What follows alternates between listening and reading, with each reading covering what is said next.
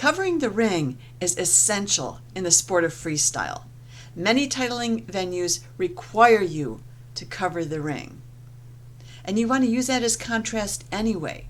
The more different kinds of contrast you can use, the more exciting and interesting your freestyle performance will be.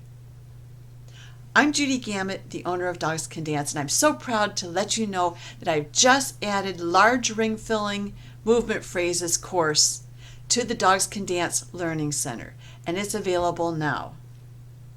If you'd like to learn some new skills to cover the ring, to wow your audience and thrill your dog while you're moving, that's the course for you.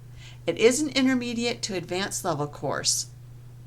I think that you'll find it has some great ideas that you can store in your choreographic arsenal for your next routine. It's a 6-week course, but you're given 12 weeks to complete it. So take a look at the Dogs Can Dance Learning Center. There's something there for everyone. And once again, if you haven't taken large ring filling movement phrases, maybe that's the next class for you.